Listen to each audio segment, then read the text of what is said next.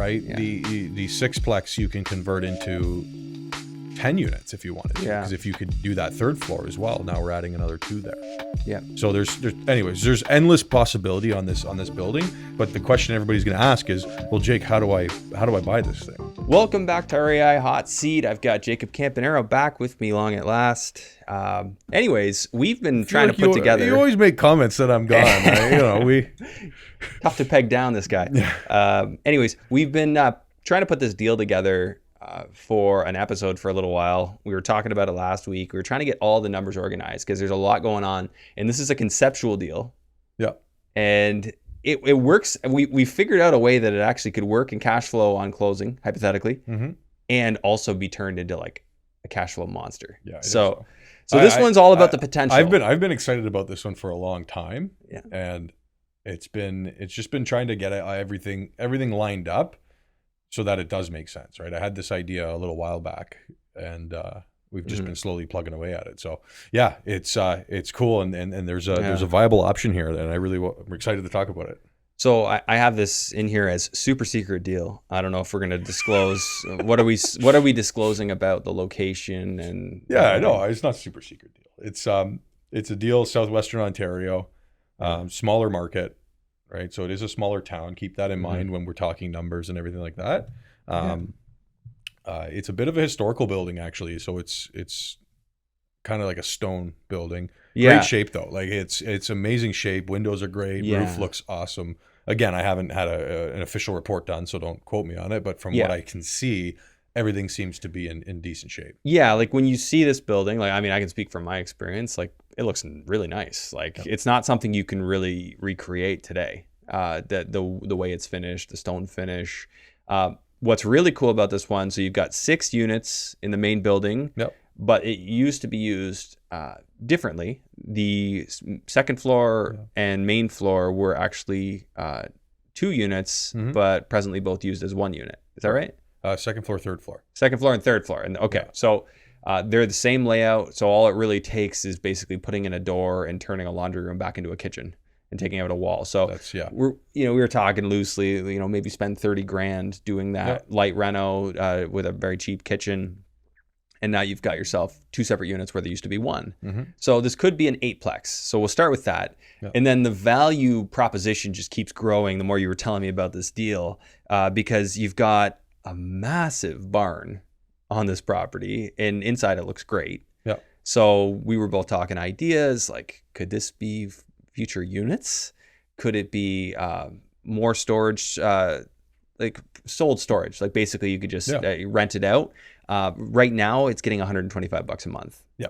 And that to me, I think we can do better on that. That to me, I mean, I can't imagine a world where you can't get at least 500. But anyways, well, you got to be creative with that stuff. Like I just met a guy last week, right? So he's got 2 barns on his property.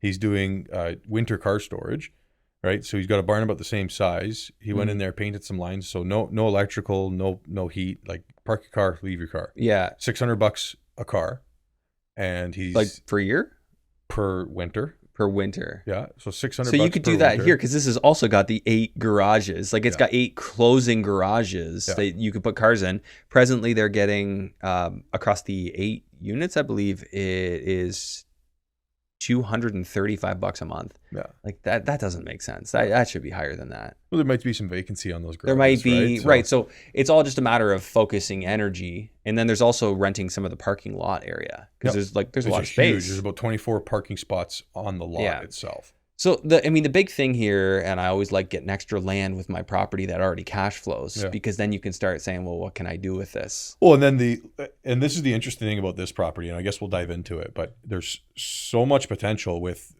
like, we're looking at it very basically to say, how do you get into this deal and make it work? Yeah, right? there's a multi-step process. That's where I want to start, because I think we can go on a tangent here, because you could even talk about severing that lot. Yeah, there's so many plays to turn money here. Right? Yeah. The sixplex you can convert into 10 units if you wanted to, because if you could do that third floor as well, now we're adding another 2 there. Yeah. So there's endless possibility on this building, but the question everybody's going to ask is, well, Jake, how do I buy this thing? Right? Yeah. I don't have $500,000, $600,000, $700,000 to put down. Yeah. And with the interest rates in today's market, how do we make that work? So, and this is the plan that Andrew and I came up with. So yeah, the question is, how much money do you have available to you? I mean, in this case, seller's looking for about 1.450, right? Jake sort of pre-negotiated this, that the seller might be willing to do a 80% VTB for 6 to 12 months. And the interest rate is still working out, but we ran some scenarios. Yeah. Well, just get our foot in the door. Get a foot, right? And that's the 6 conversation. to 12 months could give you time to split up units. We worked it out that if you can get that at 3%, you're cash flowing. So you know, not huge, but if you can get that at 3%, so the cap rate's obviously not high off the bat, and we'll get into why, but you can get your monthly cash flow to $700 at a 3% interest rate. So day one. Yeah. So based on current rent roll. Now, that doesn't mean the unforeseen couldn't happen. So there's no guarantees in life, but here's the rent roll. So you've got 2-bedroom units here. This is their current rents. And then we've got some market rents here on the right side. You'll see here that units 5 and 6, only one of them is showing as rented. That's because these are the units to be split up. So 5 and 6 are hypothetical once you split up the 3 bedrooms into 2-bedroom units. So these shouldn't say ones. They're going to be split though. So units 5 and 6 are not, presently just one unit, and then 7 and 8 are presently just one unit and can be split. So right now we have 6 here at $1,800 a month. That's a present 3-bedroom that could be a 2-bedroom, but you'd have to get the tenant out. And then of course 7 and 8, that's sitting vacant right now. So that's important, right? So that's the first opportunity. And that's what we wanted to talk about, right? Like I don't want to sit on this show and say, hey guys, just evict 5 tenants. Well, that's what first off, you don't have to evict them. First off, that's not something everybody wants to do. Well, and look at the rents these tenants are paying. I mean, they're not going to be eager to leave at $780 a month. Exactly. Yeah. And that's why I'm looking at it and saying, no, what is the easiest, what's the low-hanging fruit here to say, how do we get into this without having to go through evictions and this and that? Well, because these tenants, some of them will leave on their own eventually, right? Yep. But I mean, if you want to get them out quickly, you might be doing cash for keys at $10,000 a pop. There's a lot of things that might happen. And that's becoming harder and harder these days. I always like to say that because tenants are catching on to what's happening. There's tenant advocacy groups. And then they're telling tenants to ask for more. Anyway, so that whole thing is going down a slippery slope. And so when we're looking at these properties, I always say, no, we have to find a way. The whole plan can't be contingent on eviction. So hypothetically, this deal does not require the cash for keys strategy, which is probably fairly unique with multifamily acquisitions right now. A lot of them require it if you want to cash flow well. So in this present form, you've got $5,900 a month coming in across the hypothetical 8 units, presently sitting as 6 units, but used to be 8 units. And these are all the expenses. We've subbed them in. I did that ahead of time just so we know. Common utilities, they're paying a lot. Looks like the landlord's pretty much paying for everything. There might be an opportunity. There might be an opportunity to do a buy, what do you call it? A recovery, cost recovery on some of that stuff. So 1,450, that's why the low cap rate right now, because you got some vacancy, we got some work to do, and you got some extremely low rents. But if the seller does, in fact, I did a 1,000-year amortization to signify interest only. And then interest at 3%, so 80%, that's cash flowing. So what do you need to come in with? Well, you need to come in with the difference plus the closing costs. So we're looking at about $290 plus your closing costs. So call it, maybe you better have $350 to be comfortable there to close that. But then we can replace that, because basically the way I looked at it, and I know you're getting there. Yeah, we're getting there. Is the if we can get that VTB for the right amount of time, we can re-rent, and then actually go through and get CMHC financing. So this is sort of plan A to refi. So with the structure, if you can negotiate that with the seller, which it seems like there's a potential at 3%, it'll cash flow for that 6 to 12 months. And then during that time, you're splitting up that unit and renting it out. So this is scenario 2. If we can split that unit up and get it rented out. So now you got $1,500 and $1,500 coming in when you didn't have that before. So we're adding $3,000 of income. So let's see what that does. So that adds $3,000 right to the top line here on a monthly basis. We're still at 1,450 on the purchase price, of course, but now our cap rate is showing at 5.36. So it's up from 3 But wait, there's more. We'll get there. So now we're getting to the CMHC angle here. Jake and I were just running through like what's the most you can push that loan to value and still get the 1.1 debt service ratio. So here's 1.2. Is it 1.2 they need? 1.2. All right. So if they want 1.2, we're gonna have to. It was 85 at 1.4. Yeah, I'm getting it a little lower. My expenses are probably a little higher than the sellers, but I think we're going to be, in this scenario, a little lower. We're going to be more like 78% loan to value, so a 1.13 on the CMHC, 40-year at 5% interest rate. Now we're getting a monthly cash flow at the $1,057 a month, and this is after you take out the seller's financing. So you're still into that deal for a chunk, though. What's our difference here? So you're in for like, $375 at that range.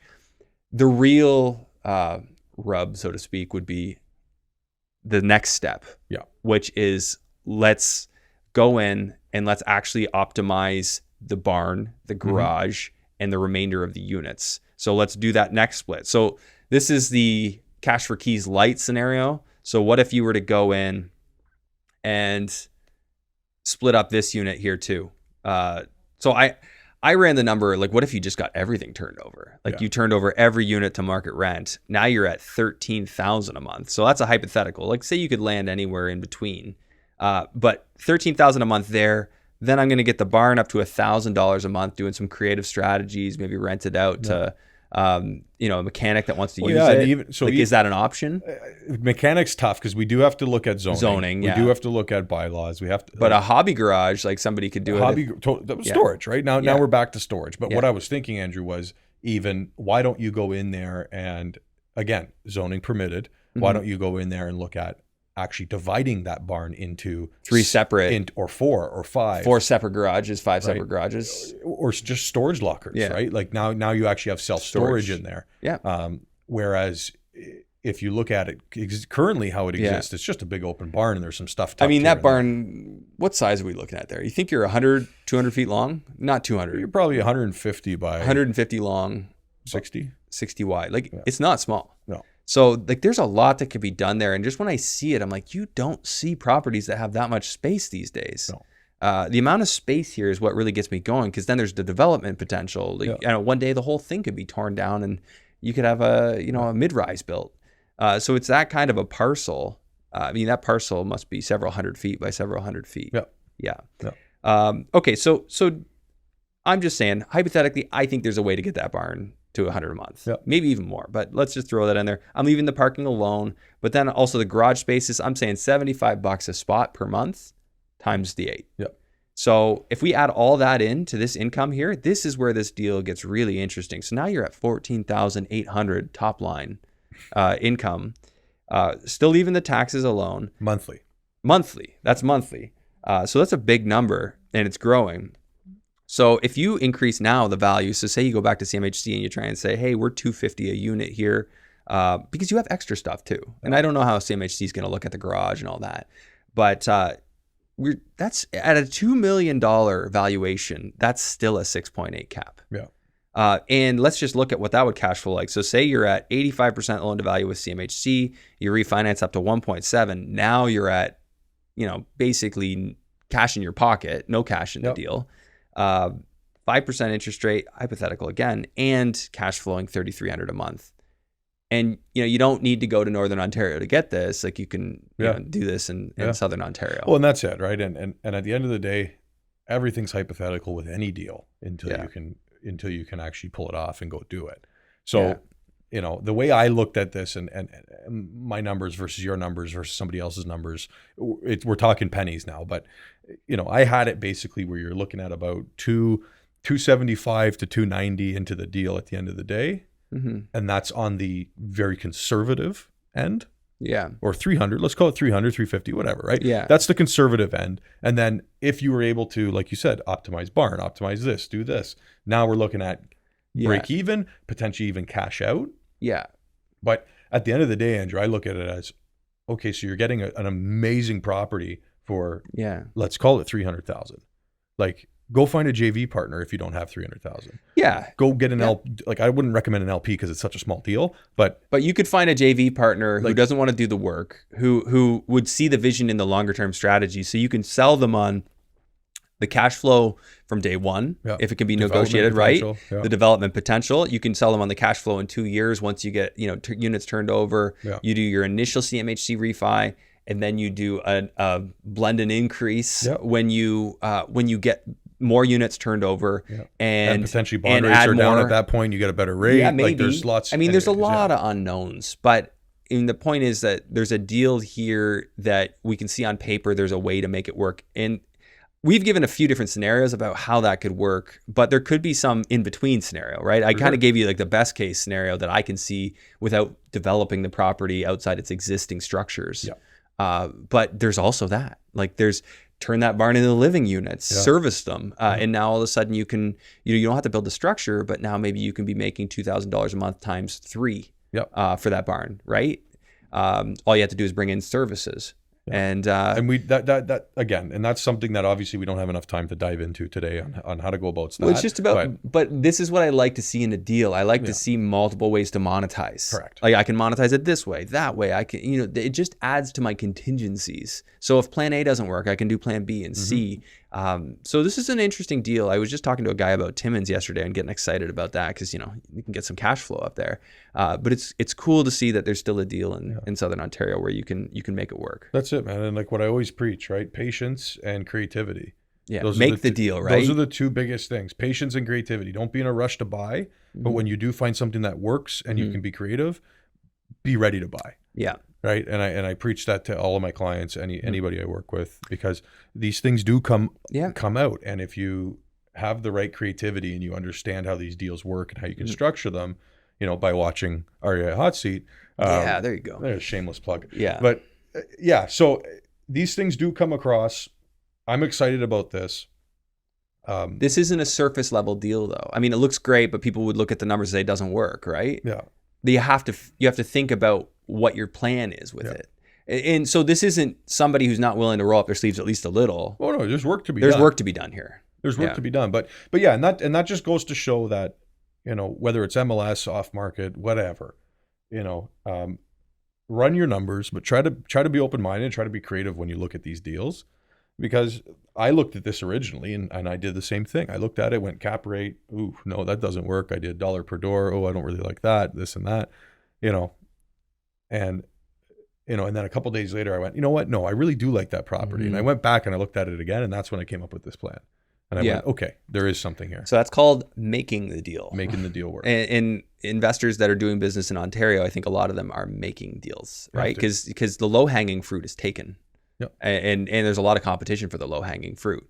But for the plan that takes creativity, that takes vision, there aren't as many people willing to do that. Yeah. Yeah. So I'm just going to throw the plug in there. Contact Jake through the link below. So if you're interested in basically getting into Jake's list and potentially working with Jake on finding a deal like this or finding deals that work here in Ontario, that's where you do that. So somebody on his team would reach out, just kind of see what your current needs are, and you'd go from there. That's it, man. I sum it up right? Love it. Yeah. All right, guys. Thanks. Thank you.